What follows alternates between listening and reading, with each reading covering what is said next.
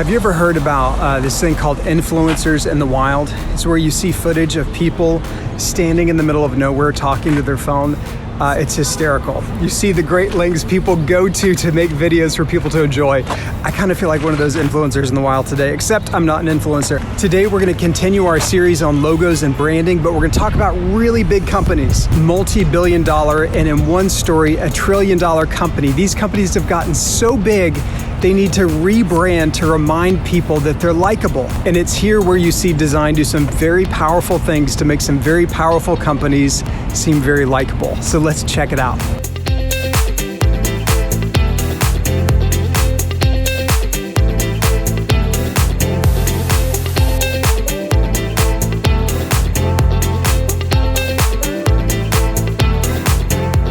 Next company, Walmart.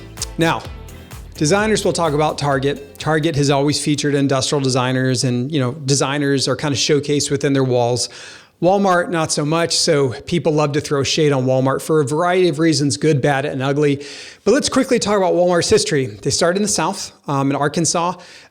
They provided people in rural areas a place where they could buy stuff affordably, and because of that, they grew throughout the South and then throughout the country, then throughout the world. So Walmart really didn't seem to care much about their logo or their overall brand. It started with Wal-Mart. By the way, if you're going to start anything, don't start with a hyphen. If you started with a hyphen, get rid of it now. People don't like hyphens. They don't like to say the word hyphen. They just don't. Maybe that's the reason why Walmart went with the star. Maybe it's because it's patriotic, stars and stripes. And that held on for a little while. When they were getting really big and people starting to throw some shade at Walmart for being too big, they started to do the smiley face thing. Like when you walk in the door, they give you a smiley face sticker. And all that is folksy and cool. But when Walmart really had to get legit is really with the threat of Amazon. That with e-commerce and Amazon doing so much with every minute of the day and Walmart was falling behind, when they really got to that point where they're ready to relaunch in full force as a digital company that could do a lot of what Amazon could do, they went with this. So let's talk about what were the problem they were trying to solve. Now, Walmart couldn't straight up get too clever and cool here, but let's take some of what they have. So they have a star and it's symmetrical, at least on the vertical axis. Walmart also, they have to have a safe playbook. They can't be too avant-garde and alienate people. They need to keep it simple.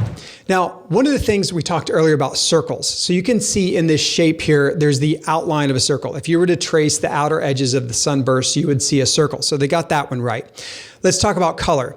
Humans like a couple colors more than any other in the world. We like blue sky and we like green grass, It is built deep into our ancient DNA to like these colors, blue and green. For what it's worth, we lean towards blue more than green. So you see so many blue logos out there. You see a lot of them.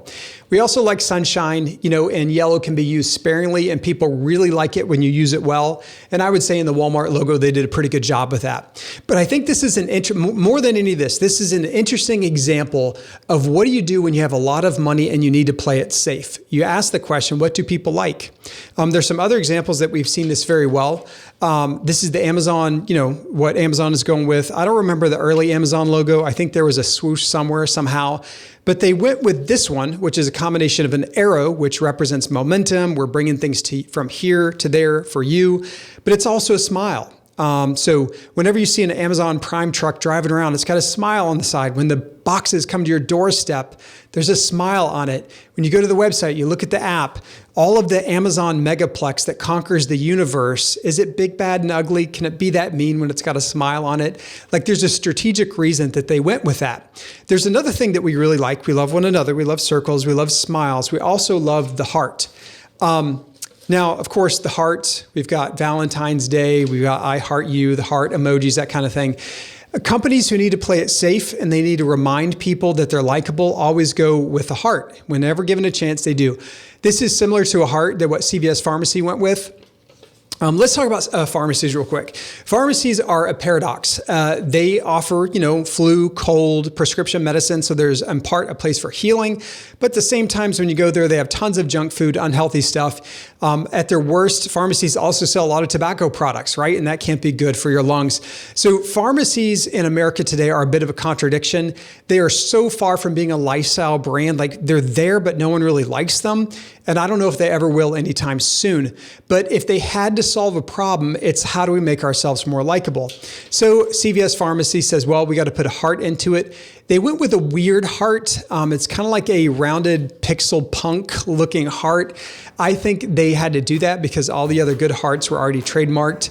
But these are the things we do. We love love, we love smiles, and we love sunshine. So what's the lesson here? If you're a big company, you're probably going to play it safe. And although we may like what we see, we should never be surprised when we see it.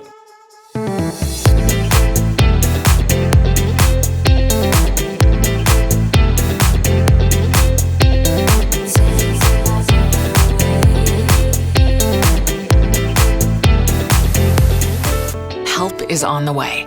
To support you during the current health situation, CVS.